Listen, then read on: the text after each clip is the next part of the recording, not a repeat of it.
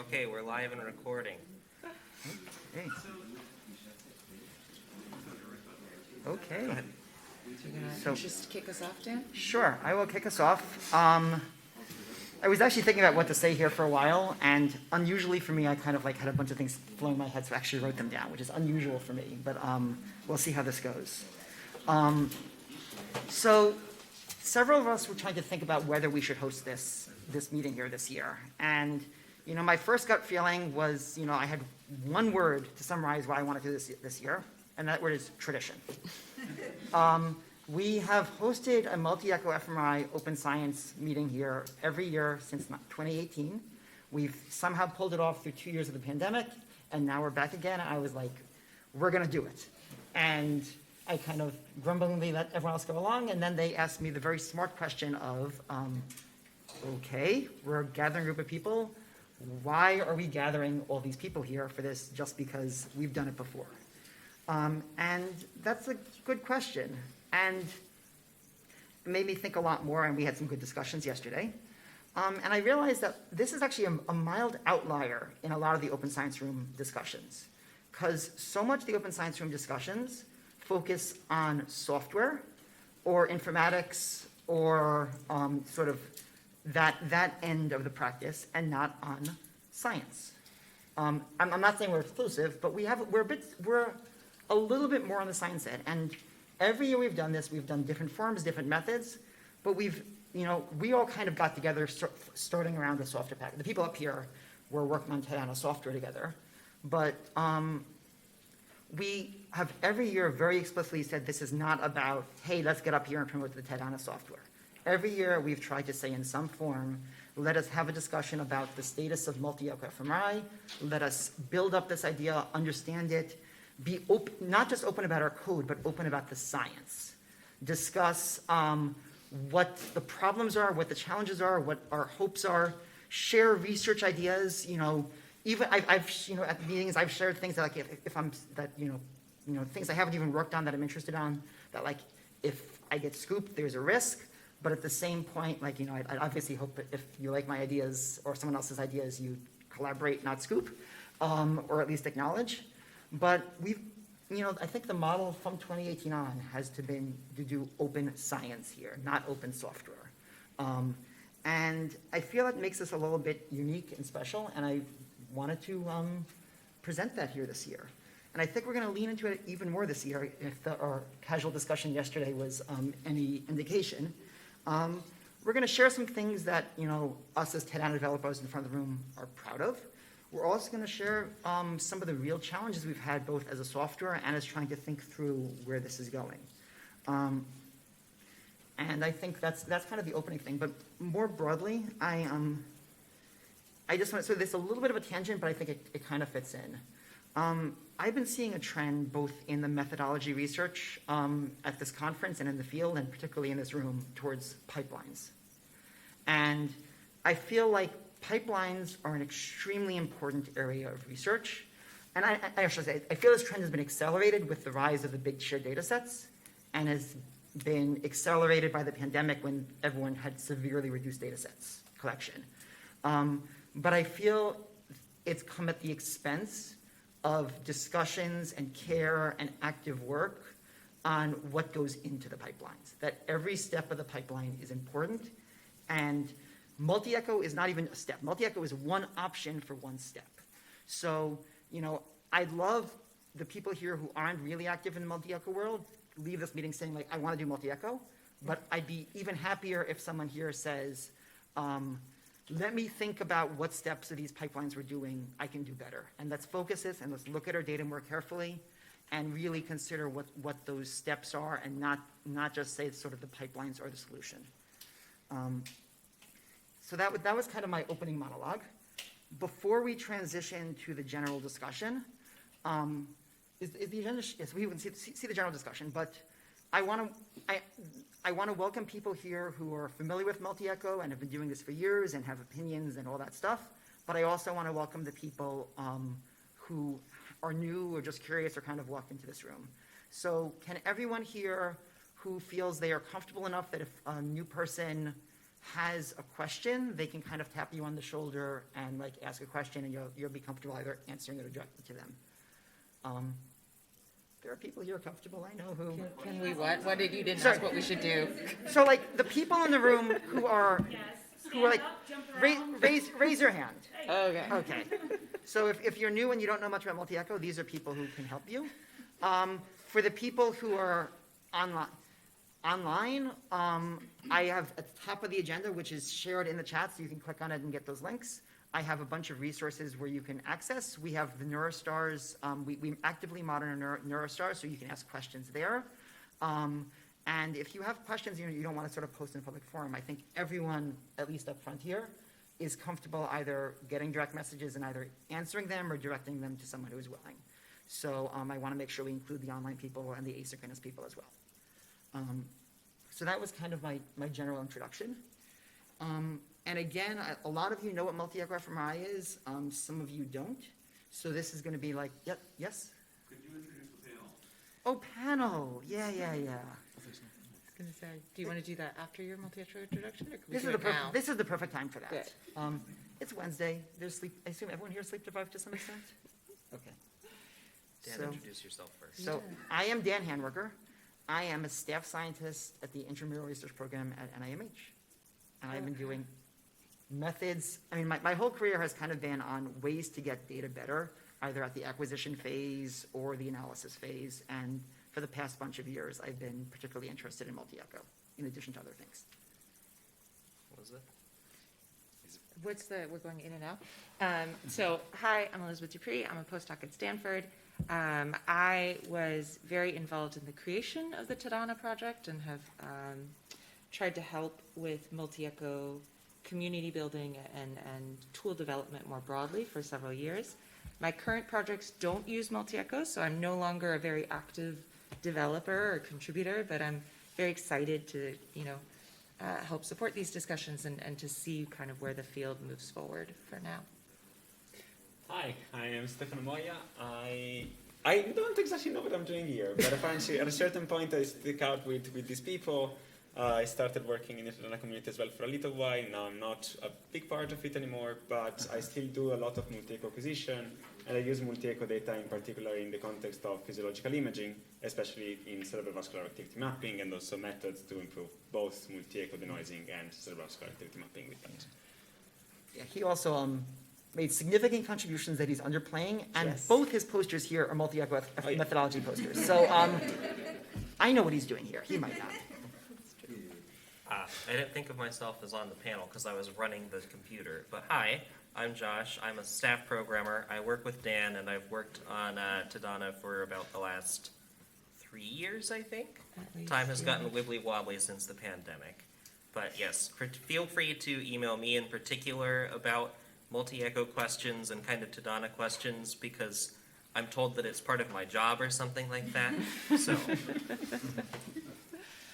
okay, Dan, go ahead with your multi-echo introduction. Okay, so this is a mostly hand-waving introduction. Like I said, there's links in this shared doc, which is in the crowdcast, so if you want to do more, that's there, but this is just to make sure that everyone in the room has a general idea. The core of multi-echo fMRI is, in normal fMRI, you excite the protons, you wait a bit, and you collect your data. In multi-echo fMRI, you excite the protons, you, as quickly as you can, collect your data, a slice or a little bit, multi-slice, you collect again, and you collect again. So that means for every excitation pulse, you get several measures. And what makes this cool is if Josh can switch to the signal decay model and press play. So on the very top here, what you're seeing is essentially a dot of the signal change across time. And we modeled this by the T2 star signal, which is where the bold signal lies, and the S0 signal, which is the stuff that's definitively not bold signal. Is nothing shared? Okay. We're fixing it. Okay. So there's the T2 star signal where the signal is shared, and the S0 signal where there's not bold signal. So this is a model based purely on math.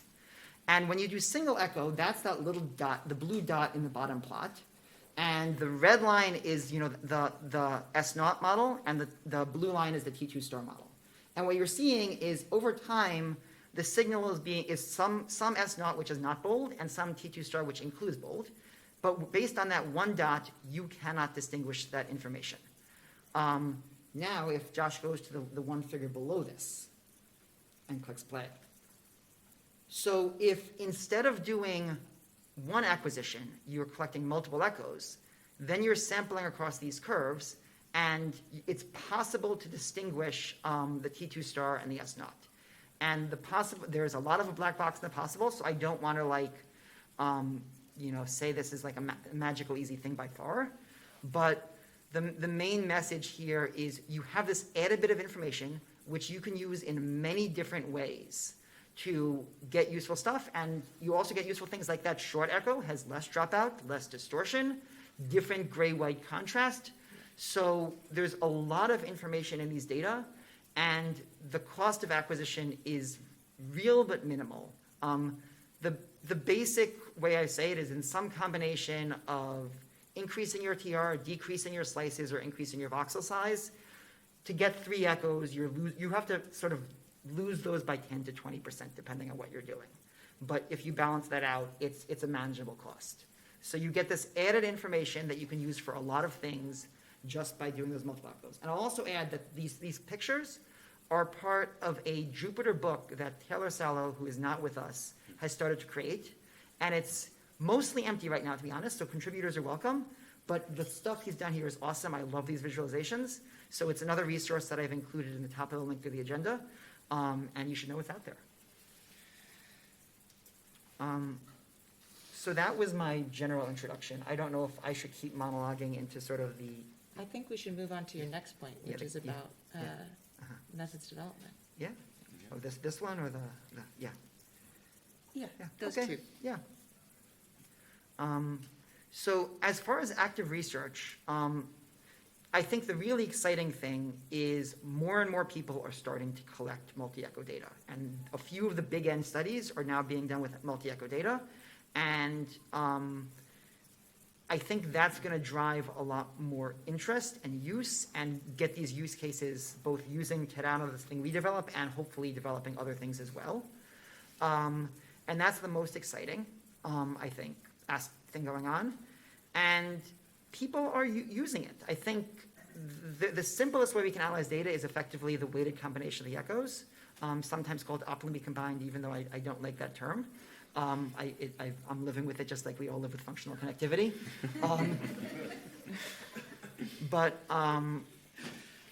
And that seems to be like the most reliable, simple boost. And there's a lot of stuff out there, methods that we'll probably get into a bit. But I feel like the field is in a good place, but it's also in a bit of transition because suddenly there's going to be a lot of people coming to us saying, not just us, saying, hey, we have this multi-echo data set. It has this added cool information. What do we do? So I feel like once these big data sets start getting shared, there's going to be a lot more people asking, what can I do with this now? And the answer is, we know what you can do with it now, but I think we're at this transition point that we really want to have a bit of a discussion on what do we want people to do with it 2 years from now. So I think that's one of the core things I think we'll hopefully get at this meeting. Specifically for Tadana, I feel like we have a good discussion to have on a case study of how projects work in general. I think we've mentioned this in past years, but it's an interesting project in that this is niche enough that we don't want or expect, 100 people to join in as collaborative software. This is not like AFNI or these other packages that have thousands of users doing 100 different things and are just, awesome in many different ways. But it also takes, there's a large bar because to contribute, you need to know some combination of collaborative programming, MRI physics, statistics, and to find the right, and have the time. And that's been a constant struggle with this project, to find the people who have the skills to contribute to a niche project and have the time to do it. And I feel like our successes and failures in that area are worth having some open discussion about. But actually, before I go into the negative, I do want to go into the positive, which is we back in 2018, I guess, we really set out a roadmap of like, what do we think the scope of Tadana is? What do we want to accomplish in it? And I don't think we expected it to take 5 years, but we're approaching 5 years now, and we're getting pretty close to everything we aim to do with it. So that's really awesome. Well, I think we're all proud of that. But it also means that, you know, we are having some serious discussions of what now? Do we want to say, let's make sure it's stable, let's make sure it's robust, and let's then sort of convert it to a maintenance project? You know, just kind of keep it stable? Or are we gonna say, you know, let's think of the next phase, what do we want Tadana to develop on? Let's think of what new cool things can we integrate into Tadana. And I'll jump ahead a little bit on planning for the future, which is this project has benefited from awesome grad students. We have Elizabeth, we have Taylor Sallow. They've led a lot of this work, and they're the co-first authors on a JOS paper with this now, so cite us if you use it.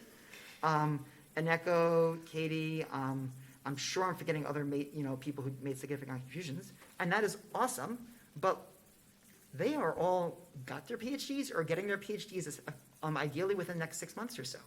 And they all care about this project. Like Elizabeth and Stefano said, their priorities are elsewhere now. They're helping, they're contributing, they're giving discussions, but this is not their life. So we're at a huge transition, and it's, you know, proactively, we now have Josh, who is effectively paid to spend part of his time on Tadana. But the community of outside contributors is shrinking. And this is partially a call for recruitment and partially a call this is, you know, a discussion of how software projects evolve. And, you know, understanding and being open and public about this, I think, is a really good thing. I've been talking a lot, so I want to So can I? Yes. I want to redirect a little bit, not the camera physically, but a question to you. And please, if you want to interact with us, come to the stage so that people can hear you in the microphone. Also people at home. But is anybody of you a person that thought about contributing to the Tadana and to multi-eco in general, and maybe tried to approach us, but had barriers in doing so? And if the answer is no, it's fantastic. But I am quite sure that there's somebody that is using multi-eco and doesn't actually have the possibilities to speak with us. And one of the reason for which I'm asking this question is, do you think there's any barrier that we can remove in order for you to help us help you in a more linear way, in a more direct way? I have a question, sorry. Can you? But Sorry. I don't know if it's an answer to what you're saying. It's all right. Okay. Just Go to the podium. come to the microphone, and then you can redirect my question. It's not a question. Sorry. But please introduce yourself. Yes, I just as a, okay. So good. Hi, I'm Lauren Atlas. I'm at NIH, and I'm a tenure track investigator, and basically was encouraged to use multi-echo as soon as I arrived, and then have been still in conversation about kind of the best way to use it. I'm curious, as a foundation for the future, how many institutions are kind of using it the way we are at NIH? Like, is it basically going to grow over time or decrease over time in terms of how many people are actually acquiring data and different sites around the world? Because I don't have a sense, I guess, of how many communities are really kind of encouraging people to use it the way that we are. Who wants to take it? I mean, it's hard to say. What I know is that there are more and more papers every year, and there are 3 or 4 big data projects that have decided it's the way forward. And what I also know, and this is a fuzzy thing, but every one of these new papers on the field is burning and whatever, falling apart.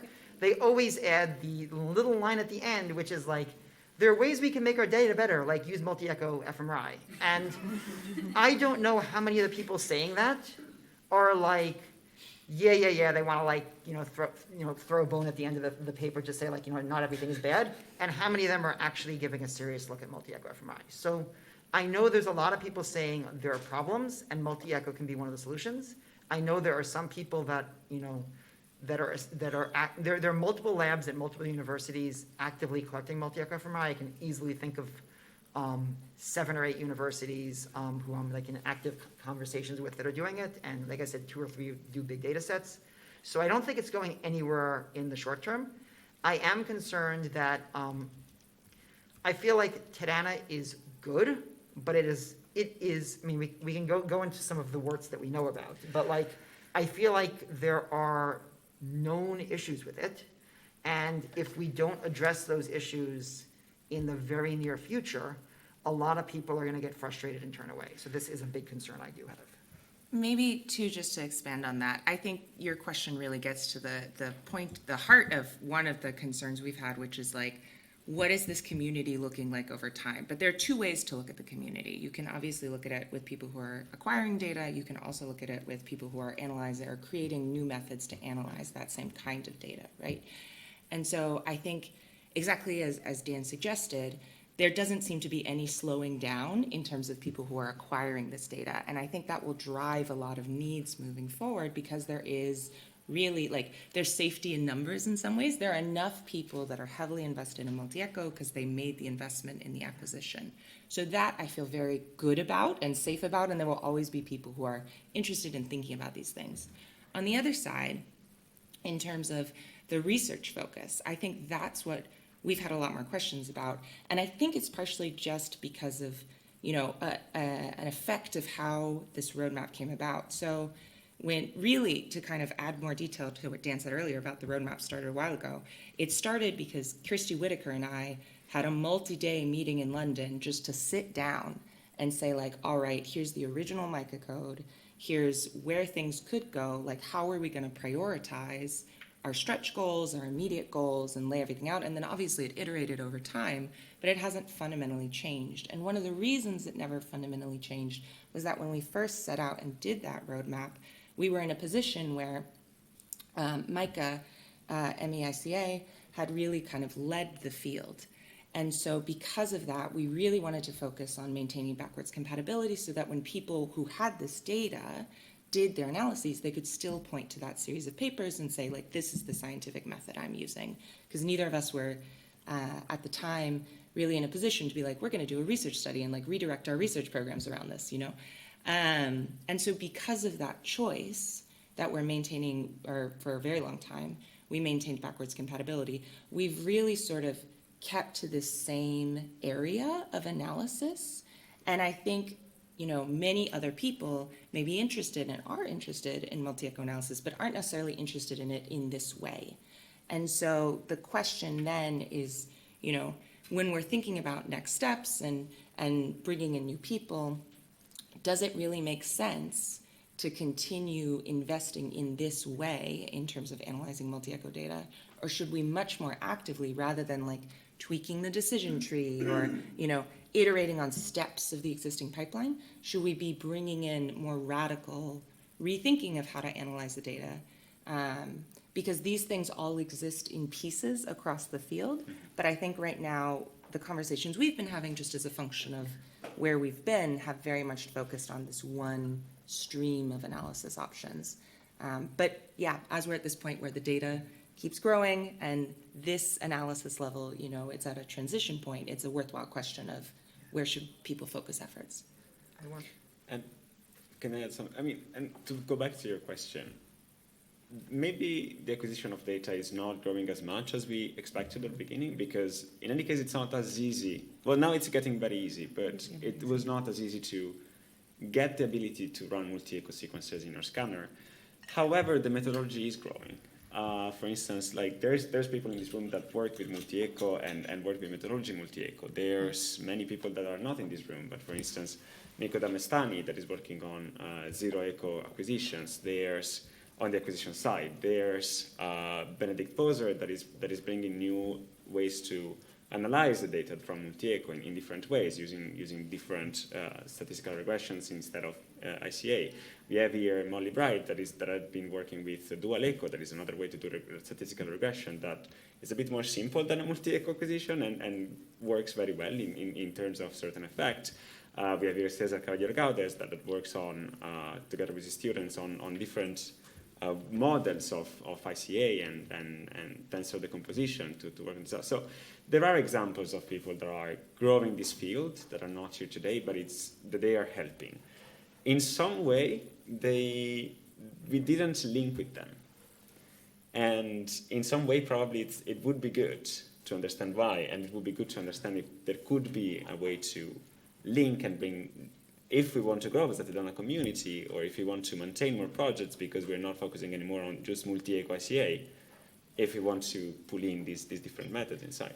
And I think exactly that point is one of the reasons to have this conversation, because this is something we've talked about, just in our like monthly meetings, but obviously not in a public or an open way. This question of, do we want to, how much do we want to rely on the ICA as a method? And I think to your point too about when you have different acquisition strategies, you can really expand the kit of things you can do.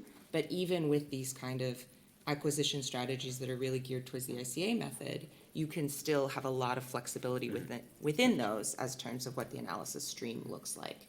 And so, again, because of the roadmap and the history and everything else, we really hewed closely to the MEICA method for a long time. But given that we're at a strong transition point, the question is, like, does it make sense really to continue hewing to that method, or not? I mean, I will say, I will add on to this two things that are slightly provocative. One is like, I feel like every interaction we've had, we have tried to like say, there's more things out there, there's more things out there. But because of sort of Tedana has been an extroverted project. As in, we are trying to be welcoming, we have a presence, we try to host these things, we try to build community. And I am concerned that sort of by being so out there and taking up so much space, we have actually pulled interest from people wanting to do other stuff. And I'm not sure about that, but like I feel like there's just not as many people, and so I am a little bit concerned about that. I don't know if it's true or not. It might just be the way people are, but I'm worried that people like, oh, the TEDANA people are working on this. I should do my work elsewhere. And that does concern me a bit. And the more provocative thing, to like build off one thing you said earlier, is, we all went into this saying like, we're gonna do new things, we have new exciting ideas, but at minimum we need a nice, stable version of the established method that was the MEICA method, that we needed that as our baseline. And with hindsight, I don't know if that was the right decision. I don't know if we should have said, taken inspiration from that, said like, this is the concept that was developed there, let's replicate the concept, but not try to match it. Because that would have been a lot easier, a lot faster, and a lot cleaner. And it would have gotten us something that was functional but different sooner. And, there's a plus and minus of that, but like, it took us 5 years to get to the point where we have something that's stable, mostly stable, not stable, but mostly stable, mostly useful, and mostly a replication. And I'm not sure that was, with hindsight, the best use of time, but I'm sure I wouldn't have known that at the time with foresight. I'm just gonna quickly jump in and say that a large amount of what we mean by stable is that it's in both AFNI-Proc and fMRI Prep now, which And- I would argue makes it at least somewhat stable, because both packages were willing to bring it in. So And it- special thanks to Rick Reynolds for bringing it into AFNI and Chris Markevich for bringing it into fMRI Prep. Okay, It was Both a of group you then. effort. And Taylor, it was the whole thing. yes. And maybe to bridge off your point, Dan, because I would take a slightly more optimistic tone, just because I remember in 2017 what it was like to be someone who had acquired multi-echo data and trying to run MEICA. And it was, I don't know if anyone else in the room had this experience, but it was not a joy. No. Running it, much less knowing what had happened, was not a joy. And I feel like we have come very far from that point, and in doing so, we have, I think, created a lot of information that was previously really inaccessible in terms of what is multi-echo, what are the trade-offs, what are the disadvantages, and really empowered people to be part of this conversation in a way that I know when I first started, I felt disempowered from engaging. So from that side, I think it's, a very positive thing, but I also agree absolutely that like, that sort of presumes that people were using the MEICA method rather than many of the other methods that are developed and around. And I think, exactly, like having an explicit kind of question of, how do we rectify that now that people are empowered to be part of this conversation and recognize kind of what multi-echo can offer in these contexts, knowing that things open up more broadly is important. There's a person from. That was standing there for a while. Sorry, Cesar.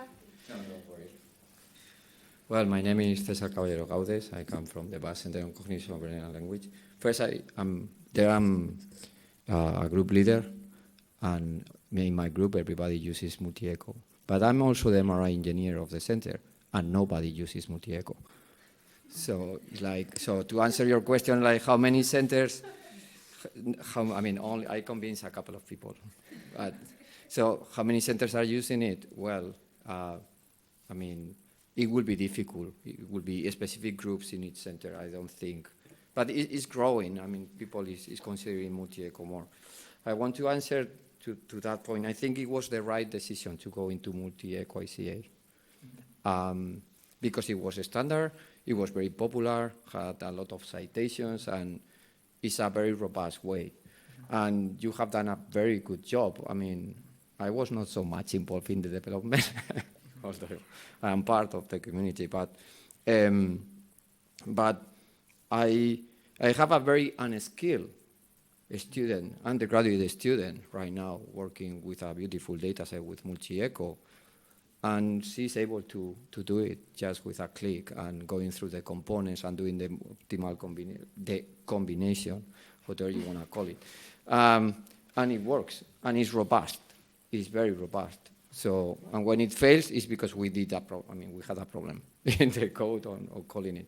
So it was the right decision. And my opinion in terms of the future is we should make it stable, and I think we are at the moment to make it stable, and then incorporate other things. Like, for instance, now, as you had said, optimal combination might not, which is the optimal? We have this paper by Tom Liu's lab, what is the optimal combination? It depends. Maybe we should incorporate these options as well, but as part, not the default, but they are there. Eneco has been exploring other ways with the tensor decomposition, and now the problem is the results that we get are very challenging to interpret. We get results, and we get very nice things, but then we don't get the resting state networks anymore. The resting state networks now, they are coupled to each other. You, instead of 20 or 50 components or 100 components, the tensor decomposition, you get 10 components. Everything is mixed. And how do you interpret that? So that would be a challenge for the community. And mathematically speaking, it makes sense to think of this data as a tensor because you have multiple variables. But then it's a matter of the interpretation and also the algorithm. So I think it was a very nice decision to go for what it was established and then build from that to incorporate other things little by little when they are more established. Then I wanted to claim that I like, by looking at the data, what I have seen is that multi-echo gives you a boost in the quality of your data. And Stefano has collected a beautiful data set with 10 subjects, 10 sessions, almost 40 hours of resting state in each subject with multi-echo that is available for the community. We haven't released it yet, but we will, and that is more or less like the Midnight Scan Club, but with higher spatial resolution, higher temporal resolution, and 5 echoes. So something like that. So. And he was asking what he's doing in the panel. I just want to, I was being negative earlier, but I think as far as the uptake, I feel, again, this might be foresight versus hindsight. The multi-echo as an acquisition and as a denoising method was overhyped when it first started, getting kicked off in 2012 to 2014, or even 2015, 2016. And I feel like there was a bunch of prominent people who jumped on the bandwagon, had huge headaches at acquisition, huge headaches at analysis, and then recommended that their students and everyone around them not use it. And we have been fighting that ever since. And we have been trying our hardest not to hype what we're doing. I mean, for the first 3+ years of working on Tadana, I did not recommend people use it in production. The only point, the point where I said use Tadana over the older MAICA wasn't when I said the code was good. It was when we had the reports in it, and the reports are good enough, and they're really interactive if you haven't seen them. They're really great reports. When the reports are good enough that when something went wrong, you would be able to see it. So at that point, I'm saying our method might not be right, but it might not give you what we think it gives you, but if it gives you something wrong, you will know. And that's the point where I started promoting this as like the recommendation for people to use. And because I feel like that was the missing link. Like, we don't want to overhype it. We want to make sure that you look at your data, give you the tools to make it easy to look at your data, and say, this didn't work, and then you harass us. But I feel like we are, as far as the uptake, we are still fighting back against that initial period. Can I? Oh, sorry, no, go for it. Go for it. I was just gonna say, sorry, just to bring up a related point, I'm not sure if it's too big a discussion, so loop back in if we need to. I think exactly to your jumping off your thing about the reporting and looking at the information, like one of the remaining things on Tadana that's kind of been a very long slog is the decision tree. So the way that this works, for those who aren't as familiar with the pipeline, is that there's, a combination step, then there's a PCA decomposition with a decision tree, and then there's an ICA decomposition with a decision tree. And, all of these things can be tweaked and changed, but the decision trees in particular have kind of been a focus because the way they were originally written was quite brittle. And so the way I've sort of advocating conceptualizing it to a few people here, I think, is that if you think about, any ICA-based classifier, you've got FIX, you've got Aroma, like they all were trained on certain data sets. And so therefore, when you apply them in other data sets, you have to be very careful because it's not, if your data doesn't meet the assumptions or doesn't well match the original data on which they were trained, they won't apply well. And so therefore, the decision tree, similarly, I think, if you think about it as a classifier, if your data doesn't match what it was originally designed for, then it would either need to be modified or you'll need to go through and manually correct any changes.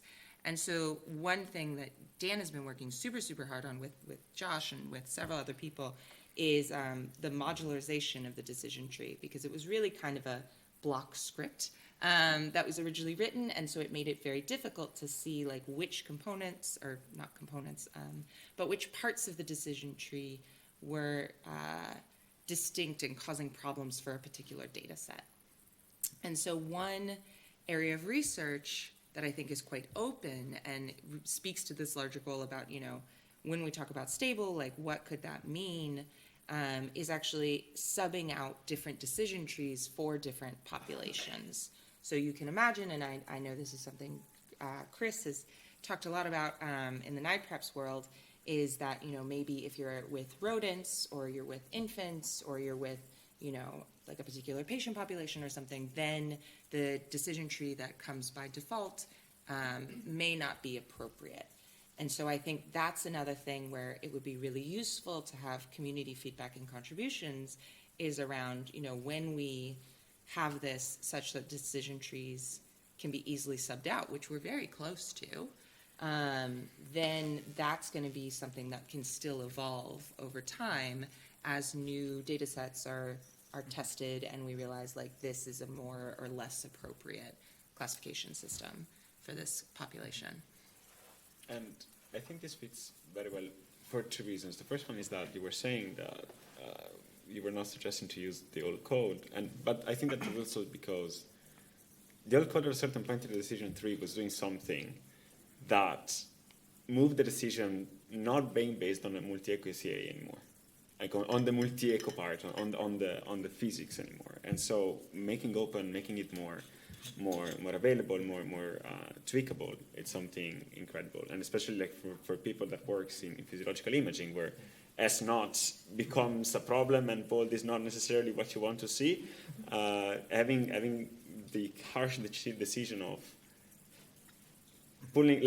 deciding that the components that have a lot of S naught are noise and the good the bold components are okay, for us it's a problem, and it's a lot of manual editing. So definitely that has been a very good decision. But to bring a question to the audience again, how many of you, okay, I see that you're lined up already, and I'm going to ask you a question, but how many of you are users, like did acquire multi-echo data or use multi-echo data and use Sedana?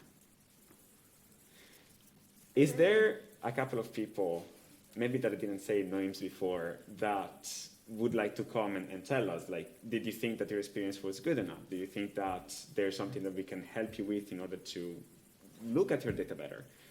Do you think that our documentation was sufficient to guide you through these steps? Do you think that, just let us know a little bit of feedback. Starting with you, Stefan, because you worked a lot also on multi-echo data, and you have an amazing data set up there as well. Cool, thanks. Hi, everyone. My name is Stefan Jennes, and I'm a software engineer at Research Center Jülich in Germany. So I did worked on real-time multi-echo acquisition and methods development for my PhD. And I kind of watched or semi-participated in that community from the sidelines over time. I used or struggled with ICA like a long time ago. So I haven't used Sedana recently, so maybe what I'm saying is smooth. But what I was thinking, also to the point that Dan made about the focus on pipelines. So from a methods development perspective and just wanting to inspect the quality of your data, it would be, in my opinion or experience, really useful just to have some utility functions to help us inspect our data, our multi-echo data. So I was never interested in the ICA aspects of Sedana, but the community itself was awesome, and I participated. And I think you should actually highlight this awesome educational resource with like the book that's being created. It's great. I think everyone who wants to learn more should go to that and contribute. And I'm interrupting myself, but I think at some point, Dan, you also said like it might have felt that people can only contribute if they have a method or if they do software, whatever. But I think that's a huge space that people can contribute to in terms of helping the community learn more. So if you just like creating documentation, there's a lot of opportunity there. But I wanted to maybe just get the idea out or expand a little bit on the idea that for future development, if we decide not to like focus solely on ICA and that particular pipeline, maybe something worth talking about, if others are also interested, is like very early on in the stage where you just start using it on your data just to inspect it, to have utility functions, visualization functions, anything to help you understand, like, is this data actually worth working on further? Or should we go back to the scanner and reevaluate or something like that? So really interested in people's opinions on that. Thank you. I want to just quickly add, like, there's, the non-code contributions, we really tried to get the documentation. At one point, we were maintaining a list of every multi-echo paper. That's a lot of work now, which is awesome. But, like, if you're publishing multi-echo, add it. Like, we want the stuff out there. And if the program annoys you and you have a headache, don't say don't just say like, okay, this is frustrating. Let us know, because that's there's the, I can air every problem I know with the program, but I really want to know the problems other people are having. Just want to put that out there as well. So. Hi everyone. So my name is Matilde. And I was a PhD student in Cambridge working in the group of Ed Bulmer at the time where multi-echo was kind of released, and I was... Sorry. What's happening? What's happening? Oh, whoa.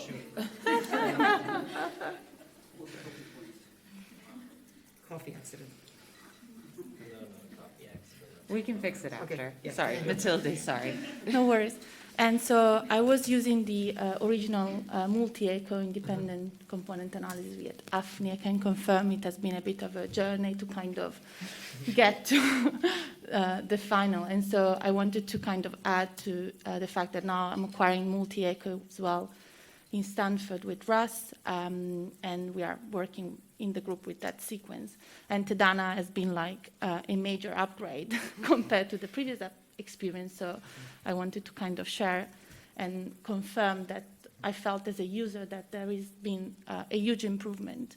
And in terms of what, as a user, to answer your question, I kind of still feel a bit on edge, is the feeling that we are not there yet in terms of what's the best way forward. So moving in terms of development, I think I'd like to see something that we can use as a default and trust confidently, saying this is a kind of benchmark, and then implement other ways to denoise the data that can be implemented as options, for example, or like further development. But I think I would benefit as a user from the idea that there is something that I can trust and that is stable, basically. And another thing, I think in terms of the outcome of the denoising process, is like to make sure that denoising has worked and that the components are the ones I should expect. How many should I expect, even the length of the data, for example? Some easy kind of quality check that we can put in place to make sure that our data looks good. So, yeah. I have two quick responses for that. One is part of this metric modularization, which in the poster last year I said we're almost there, and this year I'm going to say we're really almost there, is that there's options to have built-in multiple decision trees. And I've already built into it what I call the minimal decision tree, which is getting rid of all like the aggressive, weird things that were in the original one. So this is my hope. I haven't tested it yet. My hope is when you run that minimal one, it might not remove everything it should remove, but it's not going to remove anything it shouldn't. And I think that if I'm right, that's going to be a really good baseline that you can just say, I can run this. I don't have to think about it. Now let me see if there's something I can do better. On your second question, that sort of opens up one of the biggest known issues we have. We thought we saw, so the component estimation step, how many components to get, we kind of thought we solved a year and a half ago, but the more we see data, it is not good. There are some, like on the data set that we're presenting here, I know I should be, like most runs I'm getting 50 to 70 components, it's pretty stable, but then a few runs I'm getting 20, a few runs I'm getting 300. So that is not the way, I mean, the number one way you can check is it should be kind of like with the same acquisition, it should be about the same, like give or take, 10 or 15 components in all things of the same acquisition. So when you're seeing these wild numbers, there's something going wrong. My current suspicion is that the methods we're using to estimate, the weighted average is breaking some of those assumptions, and I'm not quite sure how.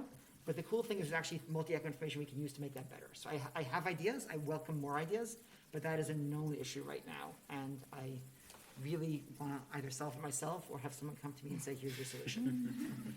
Can I also jump in on that? I think it's important to distinguish a little bit because I very much hear your concern, and we talked separately, which is maybe why I hear your concern even more, which is how do we know something is stable? How do we know we can trust something, right? And so I think that there's a bit of a distinction to be made between, there's what you're kind of saying is a philosophy, right? Which is like for any given data set, we should explore that data set, we should evaluate that data set, and we should really see what the impact of our choices are within that data set. And that's absolutely true. At the same time, there's also a need for sane and reasonable defaults. And I think I would just reassure that, like, if you liked the sane and reasonable defaults from MEICA, Tadana has those, right?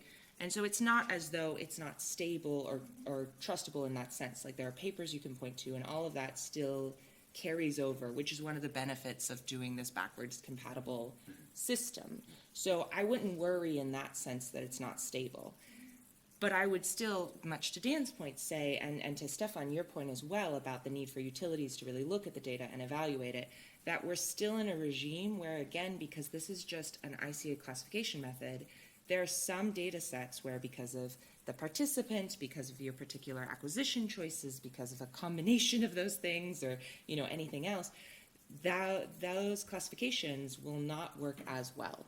And that's not anything to say it wasn't stable from the original method. That's not anything to say that it's a problem with the software. It's like just an issue with transfer learning, basically. Like, it's not going to transfer as well because you've got too high a domain shift. And so I think, as with all ICA-based methods, we're not going to be in a regime anytime soon where you don't need to check your data.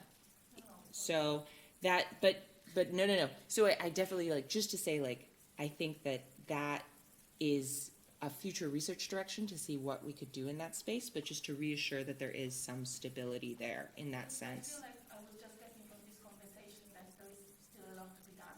And I feel like there are defaults that we can trust and we can implement. Yes, yeah. We can rely on Yes. things that is also now easily implemented. That, Yes. that we can easily use. And that's, yeah, And absolutely. I think it's important to pass this message forward.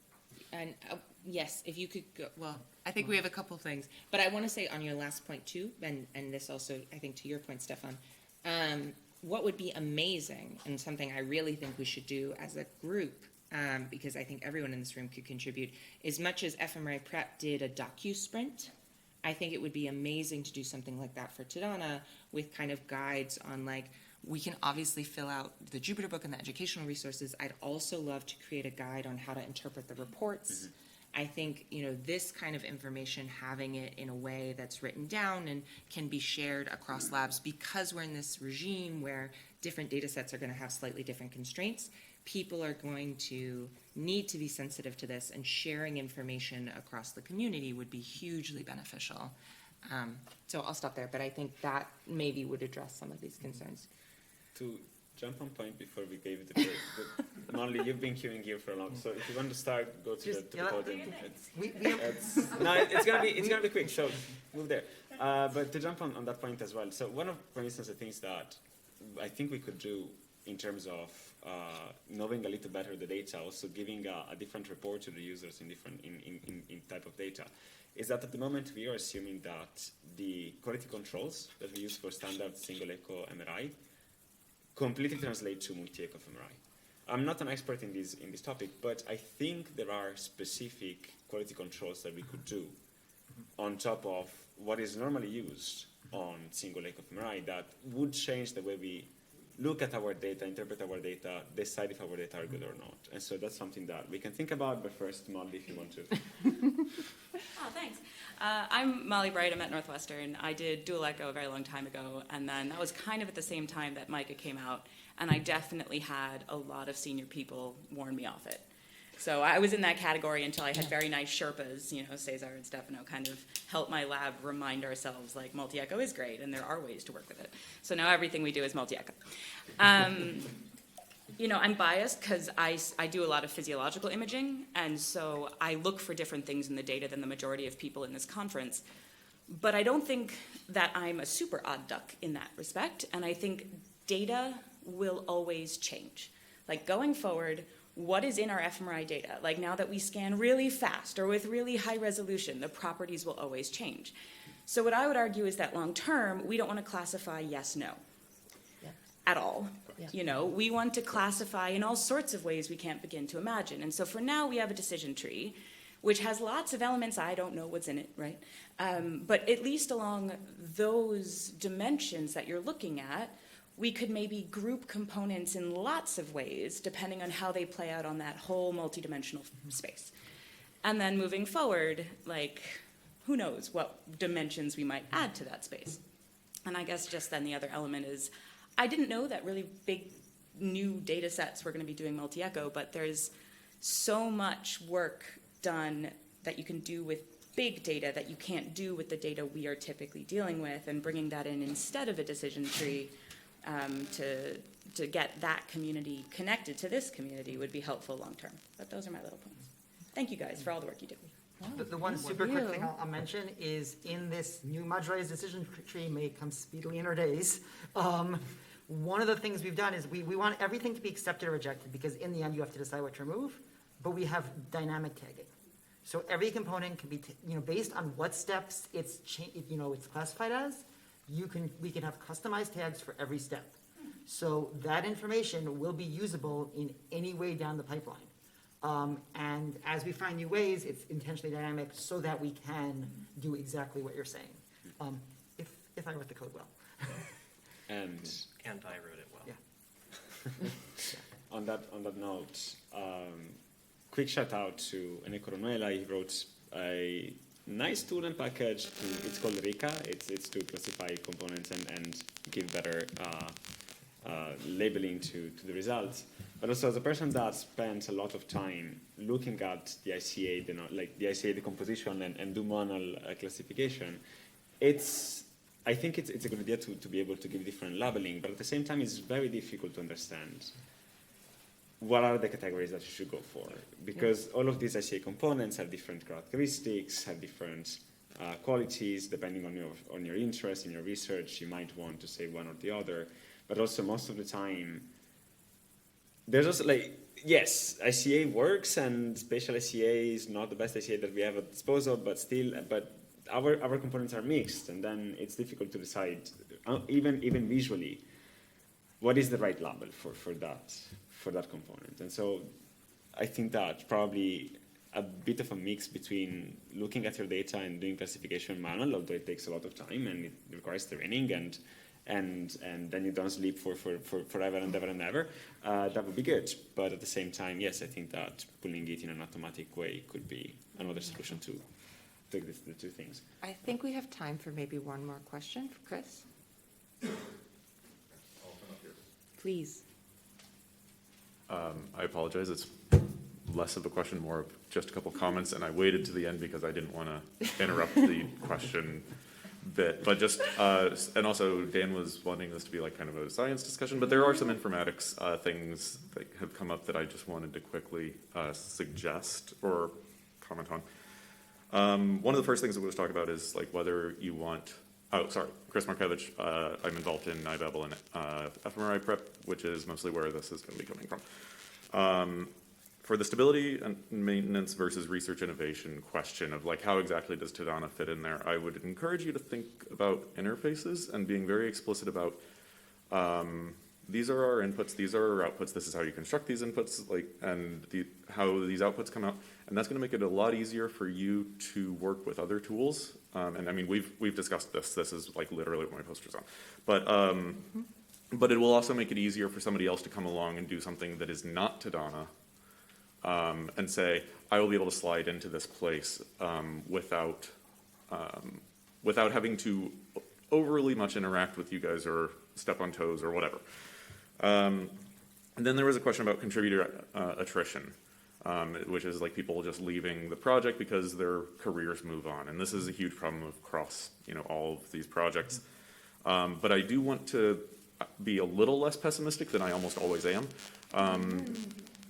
Which is that I think Elizabeth's a really good example here of somebody who found a project that had been abandoned and fixed it, started fixing it, and you guys all contributed, obviously. When projects have very low contribution rates, that's often because they're working quite well. Sometimes they're just abandoned, and that's also okay. But I think if you're saying, if you're feeling you are reasonably stable, you've done the things that you set out to do, and you're not getting complaints, that may be because it's working. And if you want to go on and say, here's this new area of research I want to do, and I'll essentially follow my own advice and go start a new project that follows these patterns that I set out initially, that might be a good use of your time instead of obsessing about how do we get people into this project. So that's all I have to say. Thanks. Thanks, Chris. One comment before you go away completely. So one thing that is in the decision tree that we pray comes closer every day is that there is an API now for querying exactly what the path is to an output that was produced by Tadana. If you want the S-naught map, you just say, give me the S-naught map as a string, and it gives you back the path. So stuff like that should make it a lot easier for people like you who are interfacing with it in a broader pipeline. Sorry, that's good. I also just mean, just conceptually, what do they look like? Not necessarily where they're found. You say, these are the levels of concern of these various stages in my pipeline. Right. Yeah, kind of how we've done the T2-star map versus the I see. Tadana. Okay. Yeah. And I just want to end on one very quick happy note, which Cesar also wants to say something, but we've been a little bit negative on the contributors and how things are changing. But Josh and I, this is a fraction of our job, so that we're not full-time Tadana developers by any stretch of the imagination, but we're not going anywhere. We're still here, we're still working on this. So if you're using it, if you want to contribute, we are here, we welcome people, we will support people. And there are others too, so it's not just the two of us. You just happen to be on stage. You just happen to be on stage. So it is a project that will keep going. The question is, the default, if it becomes just the two of us, what it's going to be is we will try to make it stable, and the additions will be things I care about to promote my own research. If we have other people, then it's the contributions, the advancements are the things multiple people care about. So I think that's the big distinction to put out there. Cesar, do you want to close us out? Actually, regarding that, it happens that I have an open postdoc position that is quite general. So if you know someone, a postdoc that wants to come to San Sebastian, enjoy the beautiful city, and work on multi-eco, I would be delighted to have a chat, and then we could have another contributor. Yeah. Beautiful town, fantastic food. Just to say. He's also a very good person to work with, but the other two before. All right. All right. Thanks, All right. everyone. Thank you very much. Thank you, everyone.